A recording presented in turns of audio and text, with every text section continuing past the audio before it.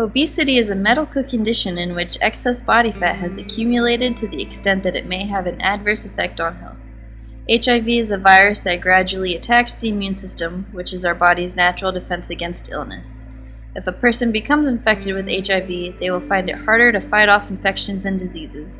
HIV-infected patients mirror the trends in the general population that are increasingly overweight or obese both at diagnosis and during HIV infection. One study looking at the diet of HIV-positive individuals showed about 64% of participants had a diet which needed improvement and 9% who had poor diets. Many diets were low in fruits, vegetables, dairy products, and dietary fiber, while high in meats, eggs, and total fat and cholesterol consumption. Patients who are dealing with HIV and AIDS and obesity generally do not know how to find the care that they need. One study looking at the culture of how obesity and HIV and AIDS are treated determined that public health interventions should focus on the cultural context that nurture the adoption of certain identities and behaviors. Interventions that focus on cultural context from an asset's perspective may encourage health-promoting actions. Moreover, they may help a community establish a good foundation for addressing determinants of poor health. Seen in the general population, HIV-infected patients also show an association between weight excess and adverse medical conditions. Excessive weight has been associated with various adverse health outcomes including hypertension, diabetes, cancer, cardiovascular disease, and excess mortality among the general population. Research has shown that obesity and the HIV disease may summate.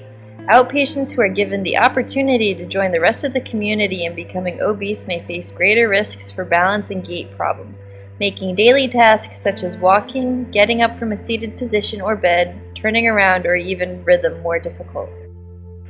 We are in the midst of several demographic shifts among people living with HIV and AIDS.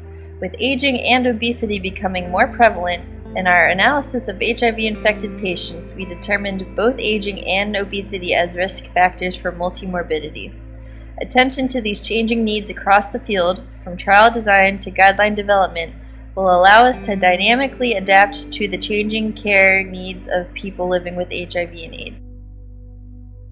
So, what could be done to help this problem? Weight loss therapy. One possible solution to the obesity epidemic in HIV patients is weight loss therapy. Weight loss therapy is a proven strategy to reduce fat mass and improve obesity-related problems. It is important to consider customized weight management strategies to improve physical function in obese persons to possibly prevent or improve the medical complications associated with obesity.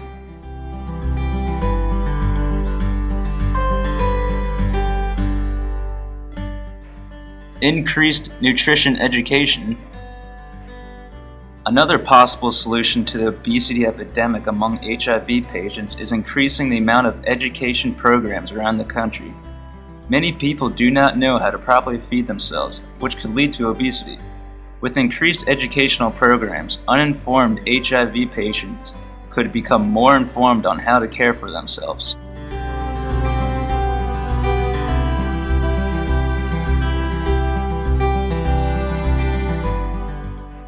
Moveable feast.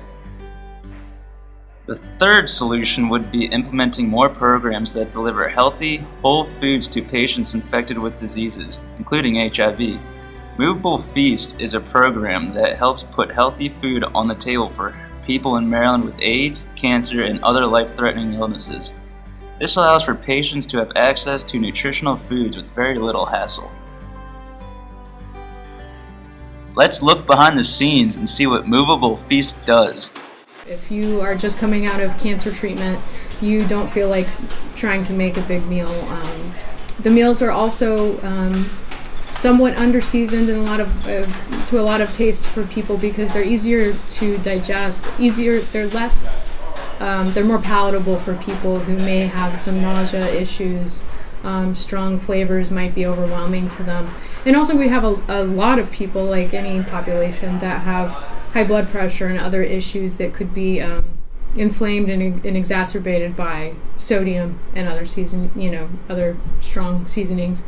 What we provide are nutritious meals that help people stay healthy overall and also help manage things like their side effects that might be happening from treatment. And that goes a long way in helping keep people healthy. When implementing these three solutions, obesity will not have such a large effect on the HIV-infected population, and those with HIV will be in better health and live longer lives surrounded by their loved ones.